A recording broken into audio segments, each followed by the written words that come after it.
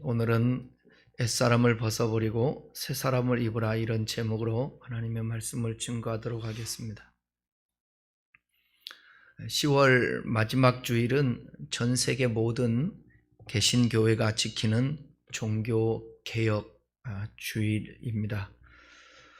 종교개혁운동은 독일의 비텐베르크 대학에서 신학을 가르치던 34살의 가톨릭의 신부인 마틴 루터가 1517년 10월 31일에 가톨릭에서 가르치고 있는 신앙의 내용, 특히 구원론이 맞는 것인지 토론해 보자고 비텐베르크 성당 정문에다가 95개의 조항의 토론 논제를 붙여서 놓음으로 시작된 기독교 신앙 개혁 운동입니다.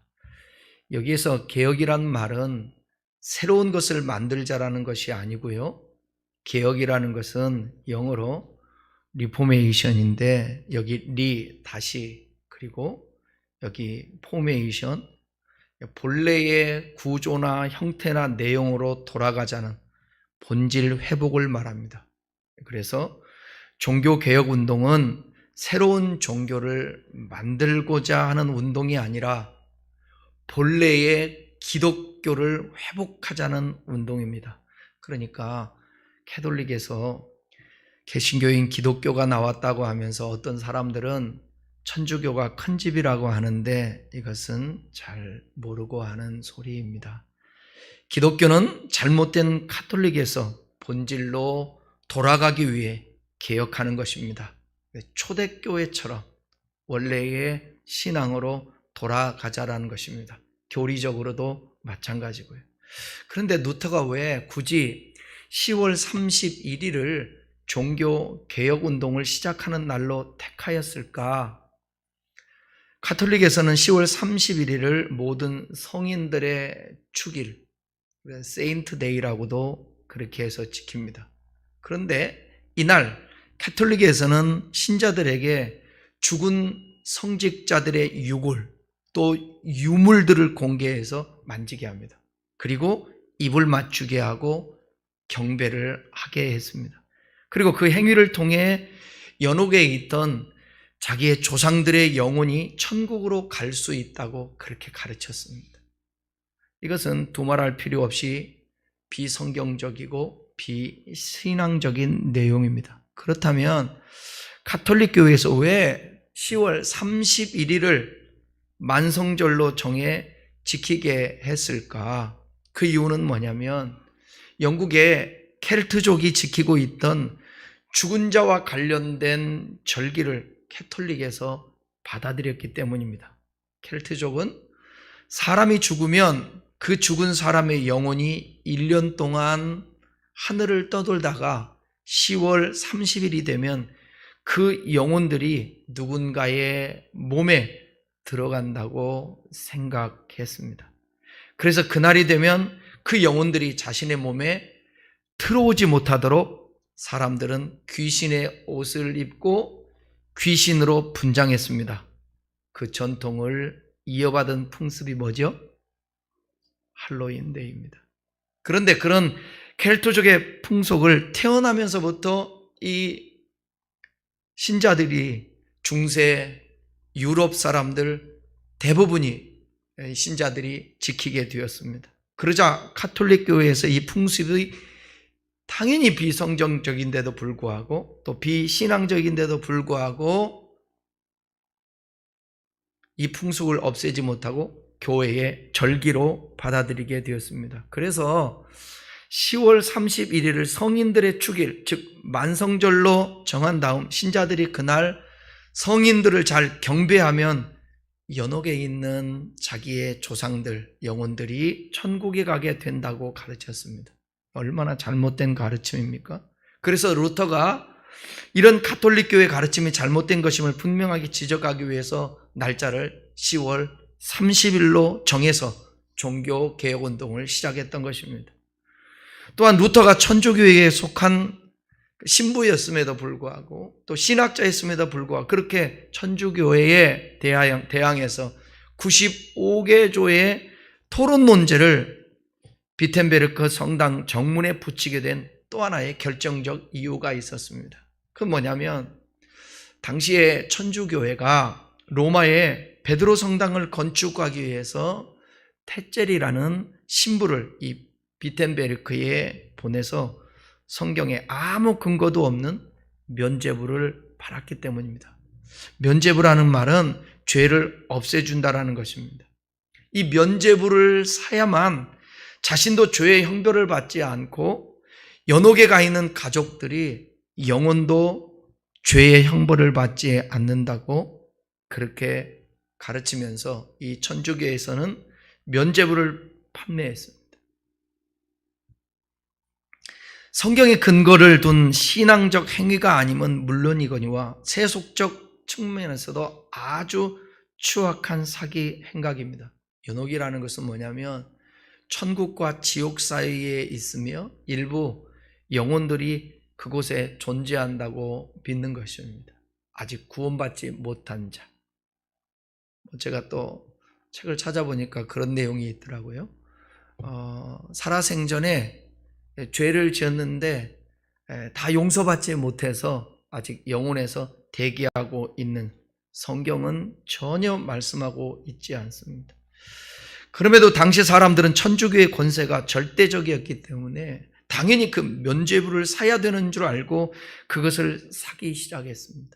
돈을 주고. 신학을 공부하고 성경을 잘 알고 있었던 신학자들도 그런 면죄부 판매 행위가 성경의 가르침과 어긋난 행위라는 것을 분명히 알고 있었지만 그것을 잘못이라고 말하지 않았습니다. 그런 시대적 상황에서 마틴 루터가 과연 이 면죄부 판매가 성경적으로 옳은지 토론해 보자고 용감하게 95개 조 그 논제를 성당 정문에 붙여놓고 천주교의 교황에게 선전포고를 했던 것입니다. 감히. 그런데 놀라운 것은 뭐냐? 그 95개 조 논제를 붙여놓은 지 불과 2주 만에 독일의 전역이 그 논쟁에 소용돌이게 휩싸이게 되었고, 그로 인해서 4주 후에는 유럽 전역의 종교계에게 불꽃이 타오르기 시작했다는 것입니다. 그때부터 기독교는 천주교회를 따르는 구교와 루터 주장을 따르는 신교로 나누어지게 되었습니다. 이를 루터를 따르는 사람들을 가리켜 천주교회 쪽에서는 뭐라고 말하느냐? 프로테스탄트라고 불렀습니다. 이 프로테스탄트라는 말은 천주교회와 교황에게 프로테스탄트, 대항하다, 저항하는 사람들, 그런 뜻을 가지고 있습니다. 그러니까 기독교를 우리 개신교만을 얘기하는 게 아닙니다. 전 세계적으로, 역사적으로도 그렇고 지금도 그렇고 기독교는 천주교와 그 다음에 우리 개신교, 그 다음에 동방 정교를 다 포함해서 기독교라고 말하고 있습니다. 여기서 잠깐 우리가 용어 한번 살펴보면 천주교를 카톨릭이라고 그렇게 말하잖아요. 이 카톨릭이라는 이 단어는 전체의 일반적인 뜻의 고대 그리스에서 가져온 것입니다. 전체의 보편적인 일반의, 이게 카톨릭이라는 뜻이에요. 교리가 어디에나 누구에게나 보편적으로 두루 통한다라는 뜻에서 사용한 것입니다. 그렇다면 루터가 주장했던 종교개혁의 내용이 무엇일까? 좀 방대한데 짧게 제가 말씀드리면, 루터는 오직이라는 뜻의 솔라라는 단어를 앞에 붙여서 5가지로 말했습니다. 첫 번째가 뭐냐? 솔라피데, 오직 믿음으로. 구원 얻는 것은 헌금해서 구원받는 것이 아니라, 면죄부 사서 구원 얻는 것이 아니라 믿음으로 구원을 받는다. 두 번째는 솔라 크리스토스, 오직 그리스도를 통해서 나아간다. 어떤 것으로도 안 돼. 사제를 통해서도 되는 게 아니에요. 교양 통해서도 되는 게 아니라 사람의 중보자를 통해서 되는 것이 아니라 오직 예수 그리스도를 통하여서 내가 곧 길이요 진리요 생명이니 나로 말미암지 않고는 아버지께로 갈 자가 없다. 하나님과 우리를 화목하게 하기 위해서 예수님께서 이 땅에 화목제물로 오셨습니다. 세 번째, 솔라 스크립투라, 오직 성경으로. 당신은 여러분 성경이 보편적이지가 않았습니다. 인쇄술이 발달하지 않고 또 하나는 교황청에서 통제를 했습니다. 사제들, 신부들 외에는 성경을 보지 못하게 했어요. 왜 그랬을까요? 이유가 뭘까요? 성경적인 교례를 가리키지 않고 교황 중심과 그 다음에 천주교 유익을 위하여서 성도들의 눈을 가리기 위하여서 입을 막기 위해서 성경을 보급하지 않은 부분도 있었습니다. 근데 우리에게 있어서 신앙의 모든 것의 출발과 근본은 뭐냐? 하나님의 말씀 성경입니다. 네 번째는 루터가 주장했던 게 뭐냐면 솔라 그라티아, 오직 은혜, 오직 은혜.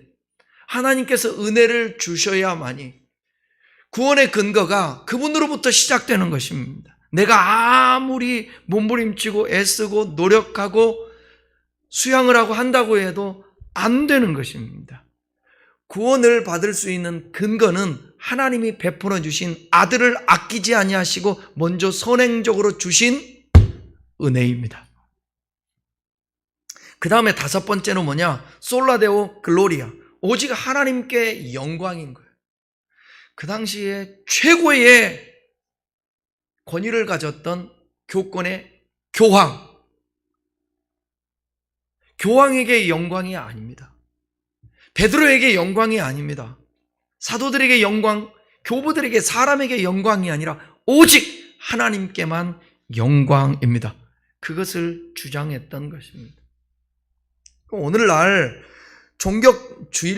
종교개혁주일로 지금도 지켜야 하는 이유 중 하나는 뭐냐? 교회는 주님이 오시는 그날까지 개혁되어져야 하기 때문에 그렇습니다. 지금도 누군가에 의해서, 그게 목회자든 아니면 평신도든 누군가에 의해서 하나님의 말씀에서 빗나가 있는 그 신앙생활을 다시 수정해서 다시 개혁해서 원래의 성경대로 돌아가야 된다는 것입니다. 왜냐하면 오늘의 교회의 모습을 보면 그 답을 찾을 수 있는데 교회들이 대부분의 물량주의, 성장주의, 맹신주의, 무조건 믿으래요. 무조건 믿습니까? 믿습니까? 믿음대로 될지어다 하면서 저도 그런 적이 있지만 그냥 맹신하게 하는 것입니다. 답이 늘 언제나 상담에 오면 답이 뭐예요? 목사가 할 수 있는 말, 성도들에게 할 수 있는 말, 기도해, 기도하라고. 믿음이 없어서 그래. 이것으로 퉁치려고 한다라는 거죠. 그리고 기복주의예요.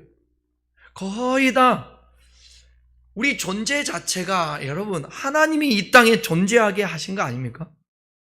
여러분 창조를 믿습니까? 창조. 하나님이 이 세상을 창조하고 사람을 창조하고 우리를 여기서 존재하게 한 것을 믿나요?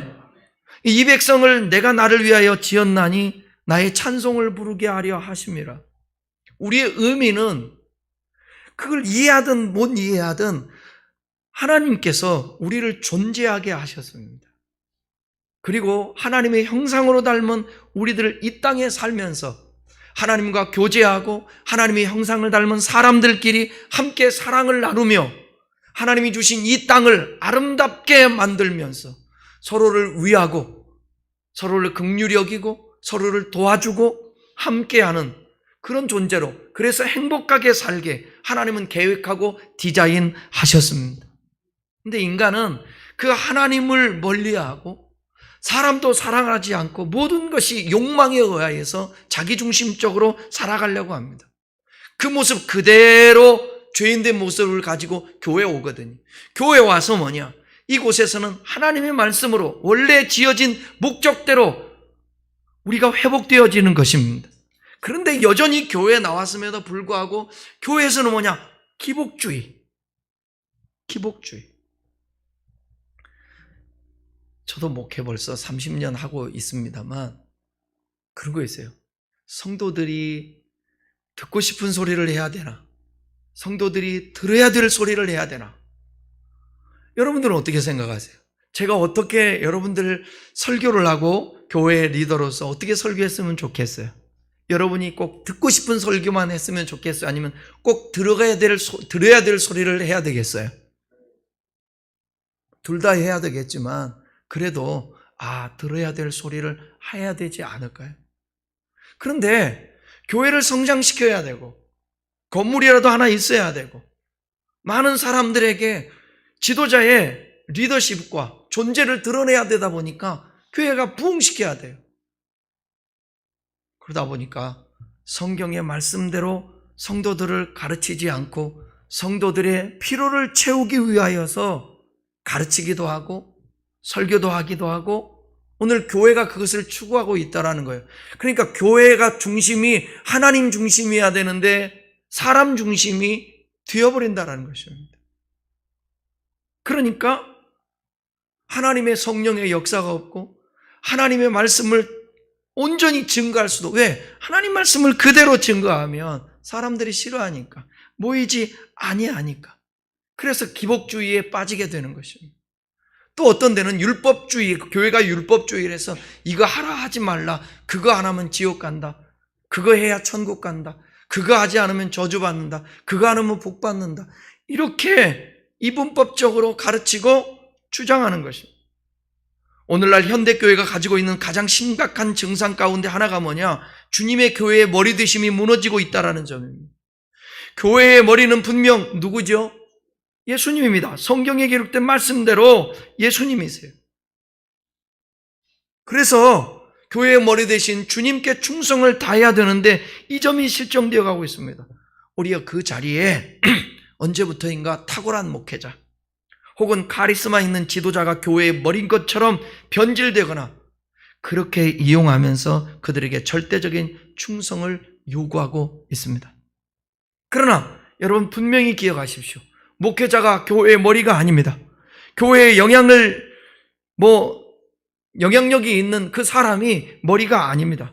하나님께서 예수님을 만물 위에 교회의 머리로 예수님을 세우셨다고 말씀합니다. 그래서 에베소서 1장 22절에 그를 만물 위에 교회의 머리로 주셨다. 누구도 교회의 머리가 될 수가 없어요. 개척한 개척자도 아무리 헌금을 많이 해서 예배당을 세운 사람도 헌신한 사람도 머리가 될 수 없어요. 교회의 머리는 오직 예수 그리스도인 것입니다. 종교개혁 당시 오직 믿음, 오직 은혜를 강조하다 보니까 삶을 강조하는 부분이 아주 약해져 있었어요. 행위 강조가 약해져 있어요. 우리가 종교 행위론자를 주장하는 것은 아니지만 하나님의 은혜를 받았다면 또 믿음으로 산다면 우리의 신앙은 반드시 변하고 새로워지고 성결, 거룩해야 합니다. 그런데 은혜를 값싸게 여겨서 은혜의 책임, 은혜의 목적을 소홀히 여기는 경향이 있습니다. 우리는 하나님의 은혜로 구원받습니다. 여러분 믿습니까?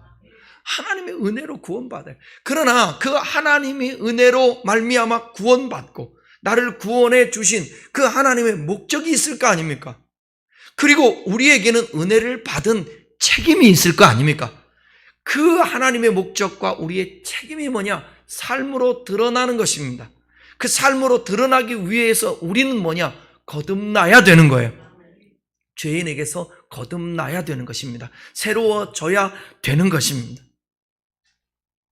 그게 안 되다 보니까 교회가 그리스도인들이 세상에서 비난을 받는 것입니다. 그래서 우리는 계속 잘못된 것들을 확인하면서 나의 연약한 부분들을 확인하면서 주님을 초청하고 주님을 의지하고 성령의 충만함을 받으면서 우리 자신들을 계속해서 개혁해야 하는 것입니다. 개혁해야 돼. 변화돼야 되는 것이죠. 저는 하나님 앞에 감사한 부분 중에 내 뜻대로 되지 않는 부분들이 얼마나 많은지 몰라요. 내 뜻대로 되지 않는 부분들이 너무 많아요. 여러분 뜻대로 되는 부분들이 많나요? 뜻대로 안 되는 부분들이 많죠.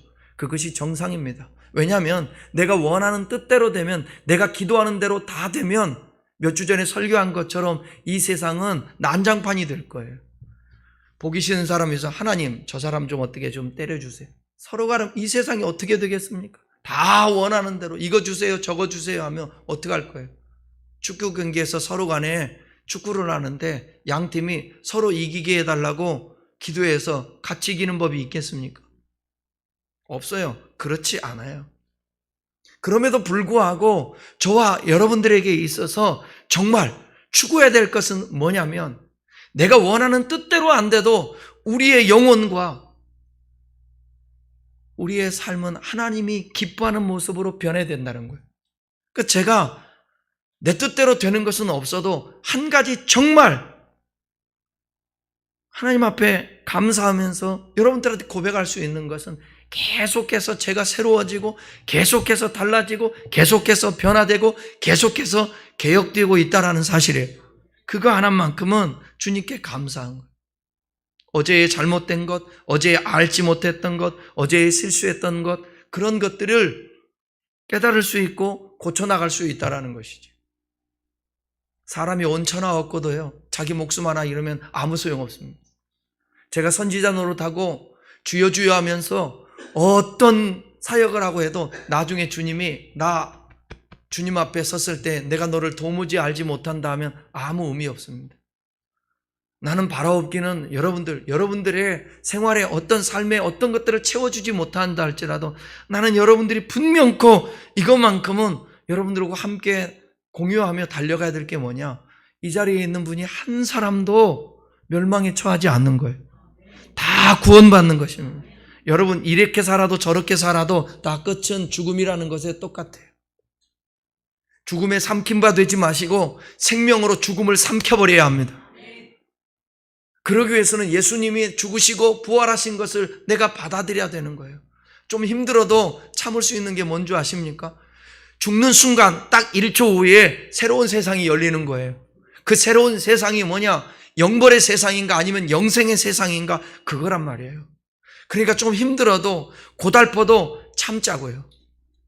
근데 그 참음이 우리의 뜻대로 안 돼서 뭐냐? 하나님을 의지하는 것입니다. 하나님의 말씀으로 사는 것입니다. 가치에 따라서 살아가는 것입니다. 호주머니가 텅 비어 있어도 가치에 의해서 움직이는 사람은 이거 비어 있어도 괜찮아요. 힘들지만 또 다른 의미를 가지고 버티고 살아낼 수가 있게 되는 것입니다. 누가 안 부러워해도 괜찮아요. 누가 알아주지 않아도 괜찮아요. 어디 가서 무시당해도 괜찮아요. 하나님이 무시하지 않고 하나님이 기억해 주면 돼요. 하나님. 근데 아무리 사람 속에서 인정받아도 하나님이 기억하지 않으면 그 사람은 나중에 어떻게 돼요? 나 너 도무지 알지 못한다. 이렇게 되는 것이지요. 그래서 우리는 계속 우리 개인을 위해서라도 개혁되어야 되고 공동체를 위해서라도 개혁되어져야 하는 것입니다. 사랑하는 여러분, 우리가 적은 교회에서 함께 공동체를 위해서 신앙생활하지만 세상에 가서 진짜 막말로요, 예수 믿는 사람 욕먹으면서 살지 말자고요. 뭐 예수쟁이들이 왜 저래, 그런 소리 듣지 말자고요. 네? 우리 교회에 온 것이 여러분 다른 것보다도 가장 중요한 게 영생 얻기 위해서 온 거 아니에요? 하나님으로 말미암아 살려고 한 거 아니에요? 뒤돌아보세요. 여러분들이 아무리 힘들어서 울고불고 했어도 그래도 여기까지 오게 하셨어요. 이 자리에 설 수 있게 하셨다고요. 지금 부족하다고요? 뒤돌아보면 사도 바울이, 누구예요? 다윗이 고백한 것처럼 인생, 여기 다윗보다 파란만장한 인생 없을 거예요. 자식 죽고 그 다음에 자식한테 배반을 당하고 늘 쫓김을 당하고 왕에게 버림받고 이루 말할 수 없어요. 그런데 마지막 그의 고백이 이거예요. 여호와는 나의 목자시니 내게 부족함이 없다고.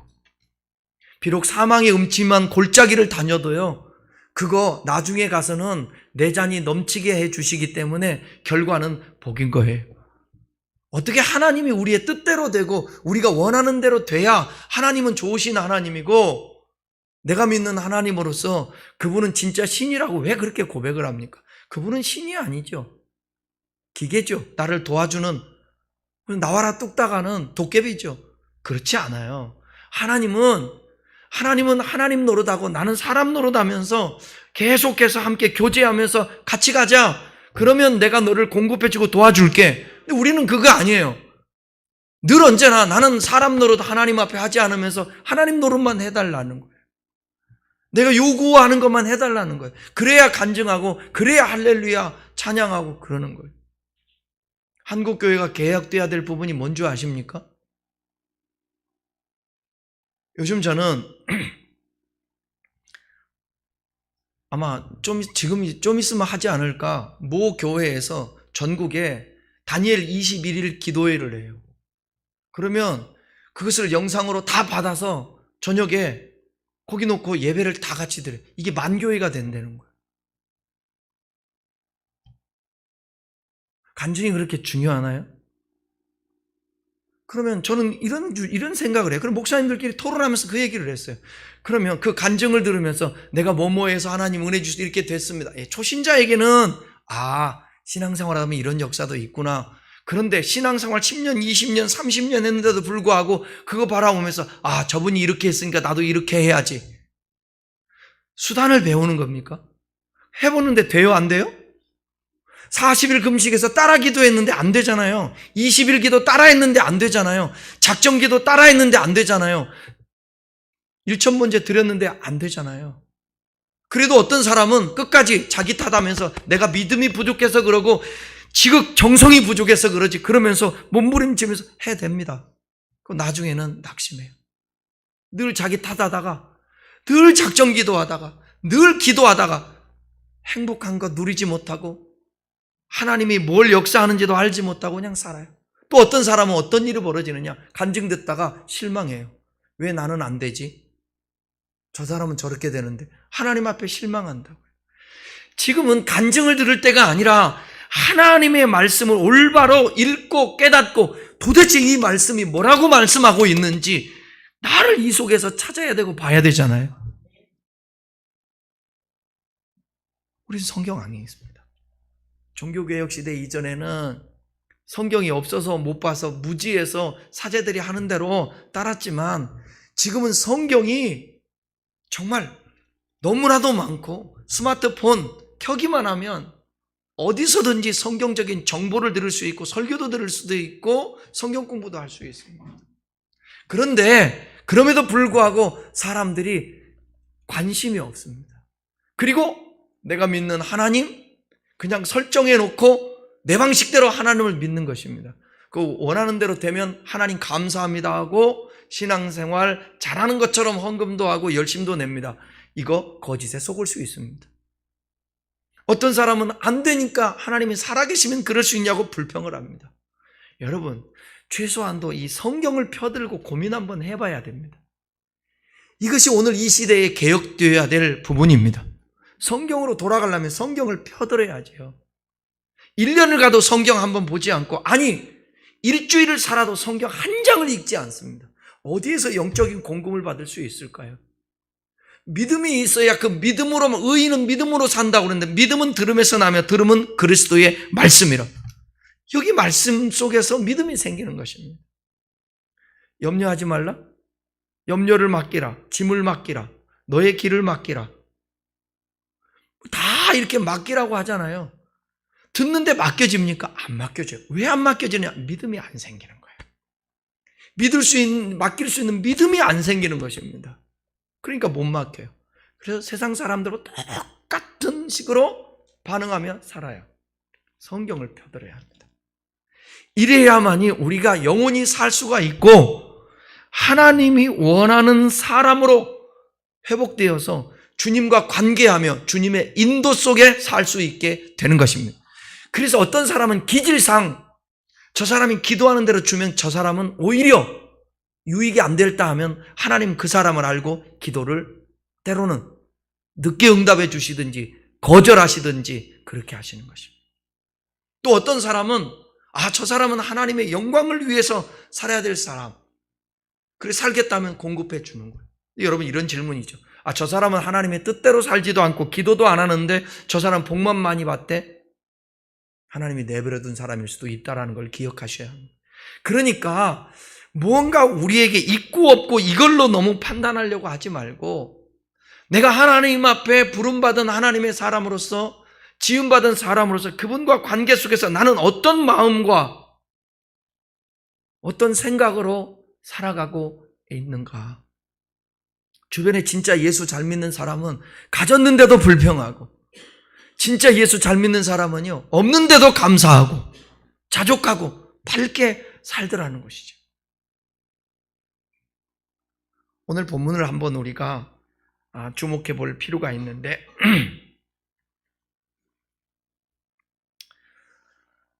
이 본문을 통하여서 우리가 거듭났다고 그러잖아요. 구원받았다고 하잖아요. 이제 새로워졌으면, 변화되었으면 이제 변화된 모습으로 계속해서 성숙해가고 성장해 가야 됩니다. 여러분, 물어볼게요.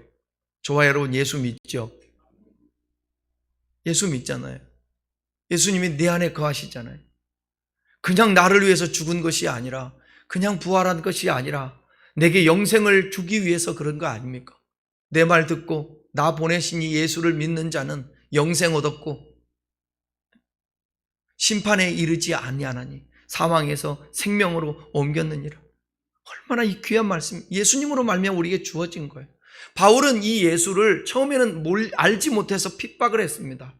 예수 믿는 사람 핍박하고, 그런데 어느 날 예수님을 만나고 난 다음에 변화된 이후에 과거의 삶이 얼마나 잘못했는지 알았어요. 그리고 교회들을 개척합니다. 교회를 개척한 교회 중에 에베소 교회 같은 경우도 있어요. 바울에 의해서. 근데 에베소 교회 성도들의 모습을 보니까 저들이 거듭났다고 하는데 여전히 세상 가운데 머물러 있고 술 취하고 방탕하고 그런 삶을 사는 것입니다. 그들에게 편지하면서 말하는 거예요. 너희들은 하나님이 만세전부터 예정했는데 어떤 예정을 했는가? 너는 구원받기로, 너는 구원받지 못, 이 얘기가 아니라 너희들이 하나님의 형상으로 회복되면서 거룩하고 흠없는 존재로서 서로 사랑하며 하나님의 영광을 위해서 살아갈, 그것을 예정해 놓으셨다. 그리고 은혜를 베풀어 주셨는데 그 은혜를 망각한 채 살아가는 성도들에게 말하는 거예요. 너희는 구원받았으니까, 나를 믿는다고 하니까 옛사람을 벗어버리고 새 사람을 입으면서 살아야 된다. 그러니까 오늘 본문은 뭐냐면 이미 예수 믿는 교회에게 편지하는 말씀이라는 거예요. 그리스도인들은 본문의 말씀처럼 옛사람 벗어버리고 새 사람으로 변화되어야 합니다. 부족하고 잘못된 신앙을 개혁해야 합니다. 다시 말하면 성경에서 말하는 그리스도인으로서 회복되어야 합니다. 바울은 에베소 성도들에게 하나님의 생명에서 떠나 방탕하게 사는 이방인처럼 살지 말라고 권면합니다. 성도는 진리이신 예수님 안에서 듣고 가르침을 받은 대로 살아야 한다고 말합니다. 또한 구습을 따르는 옛사람을 벗어버리고 심령이 새롭게 되어 의와 진리와 거룩함으로 지음받은 새 사람을 입어야 한다고 말합니다.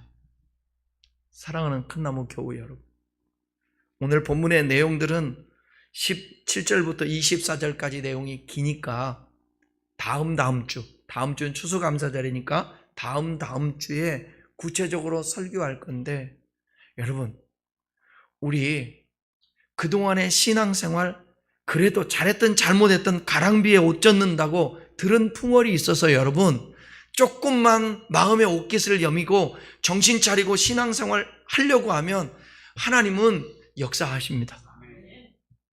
나를 사랑하는 자가 나의 사랑을 입고 나를 간절히 찾는 자가 나를 만날 것이다. 여러분, 하나님은 여전히 우리를 사랑하세요. 그리고 하나님은 여전히 그냥 이렇게 묵묵하니 우뚝 서 계세요. 내가 너희를 사랑하니 너희도 나를 사랑하라. 내가 너희 앞에 있으니 너희는 나를 찾고 나의 얼굴을 구해라. 주님은 지금도 그렇게 말씀하고 있습니다. 미래가 불확실합니다. 정치, 경제, 사회 전체적으로 불확실합니다. 전쟁이 지금 두 곳에서 일어나고 있죠. 만약에 대만과 만약에 이 대한민국, 저와 여러분들은 전혀 이 땅에 전쟁이 일어날 것이라고 상상도 안 하고 1도 생각하지 않습니다. 1도 생각하지 않습니다. 전에 강화도에서 우리 수련회 갔을 때도 여러분 통일전망대에 봤잖아요. 강화도 양사면에서 바로 건너면 보입니다. 다 농사 짓는 거 다 보인다. 백령도는 아예 그냥 너무너무 가깝죠. 오늘 인터넷 보니까 러시아에 북한의 무기들을 보내가지고 우크라이나에서 그 쏘아대는 포들 다 막고 다시 쏘고. 여러분, 북한을 무시할 수가 없습니다. 어쨌든 작은 어디에든 옛날 같이 연평도든 이런 서로 간에 총격전이 벌어지면 이제는 무서운 일들이 벌어집니다. 그래서 절대로 여러분 우리나라 미래가 밝지 않아요. 그런데 하나님께서 이스라엘 백성들을 늘 언제나 놓지 않고 그들을 다루시고 인도한 것처럼 저는 믿습니다. 하나님께서 이렇게 그래도 몸부림치면서 신앙생활하고 아직 코로나 이후에 85%가 교회가 회복됐어요. 85%가 회복됐는데 전 세계에서 비교해보면 우리나라가 그래도 많이 회복된 편이에요. 저는 교회가 이게 퇴보되는 거에 대해서 그렇게 부정적으로 보진 않아요. 단 하나 걱정이 뭐냐? 다음 세대들이 걱정이 되는 것이지. 기성세대들은 좀 이게 쇠퇴하면서 신앙, 교회가 바뀌어야 돼요. 다시 성경으로 돌아가야 돼요. 신앙. 왜냐하면 나중에 거품처럼 피어있는, 이러다가 나중에 가면 다 거품 꺼져버리면 어떻게 해요? 신앙적으로. 주 앞에 서는 것이 중요하니까. 사람에 대한 평가가 중요한 게 아니라 교회가 하나님이 교회를 보고 어떻게 평가하는가, 그것이 중요한 것입니다. 교회는 건물도 아니고요. 여러분 자신들이 교회입니다. 여러분들이 새로워지면, 여러분들이 변화되면, 여러분들이 주님을 찾으면 누가 알아주든 안 알아주든 한 귀퉁이에서라도 묵묵히 그리스도인인처럼 살아내요. 억울한 일 얼마나 많아요. 회사에서도. 예수 믿는다고 하면서 오히려 세상 사람보다 더하는 사람 많잖아요. 근데 그 모습 보면서 내 모습 보라고요. 우리라도 거룩하게 살자고요. 우리라도 개혁되어지자고요. 그러면 새로워지자고. 옛사람 모습 그대로 살지 말고, 그러면 하나님께서 우리를 통하여서 행하는 일들이 있다라는 것입니다. 개혁은요, 절대로 큰 데서 일어나지 않습니다. 개혁은 어디에서, 큰 대기업이 개혁할 수 있을 것 같습니까? 안 됩니다. 대형교회가 개혁할 수 있을 것 같습니까? 아니, 역사의 모든 개혁은 다 소수 무리들 가운데서부터 일어나게 된 것입니다. 종교개혁도 마틴 루터를 통해서, 쯔빙교를 통해서, 켈빈을 통하여서, 이런 사람들을 통하여서 이루어졌던 거예요. 그런 분들이 어떤 대단한 영향을 끼쳤던 사람들이 아닙니다. 대형 캐톨릭 교회를 했던 사람들이 아닙니다. 고민했던 것입니다. 이게 맞나? 이렇게 신앙생활하는 것이 맞나? 고민했던. 그리고 성경을 통해서 확인해 보는 것입니다. 그리고 말씀 안 들어 이해하는 만큼, 깨달은 만큼이라도 살려고 몸부림치는 것입니다. 그러기 위해서 예배도 드리고 기도회도 하고 무릎을 꿇고 성령을 초청하는 것입니다. 이제 더 이상 우리가 무늬만 그리스도인으로 살지 말고 정말 안디옥 교회의 성도들에게 바나바를 통해 그리스도인이라고 인정을 받았듯이 성령이 충만하고 믿음이 충만하고 착한 사람일 때 그리스도인인 것입니다. 이렇게 계속해서 우리가 변화되고 새로워지는 믿음의 사람들 되어 하나님이 복 주시는, 저는요, 하나님은 우리에게 복 주시기를 원한다고 저는 믿습니다. 성경을 보면 복을 주시기를 원해요. 그게 첫째는 신령한 복이에요. 신령한 복. 여호와는 그 얼굴을 우리에게 들어서 비추사 은혜와 평강 주시기를 원해요. 근데 그 은혜와 평강이라는 것이 꼭 있잖아요. 심령만은 아니잖아요. 환경을 통해서라도, 삶의 관계설을 통해서라도 해결해 주면서 하나님이 그런 은혜와 평강을 또 우리에게 주시는 것입니다. 모두 다 우리의 개혁되어지는 계속 삶을 통하여 주님과 교제하고 주님과 함께 걷는, 그래서 인도받아서 주님께 물을 때에 주님께서 답해 주시고 주님께서 복 주시는 그런 삶을 살 수 있게 주님의 이름으로 축원합니다. 기도하겠습니다.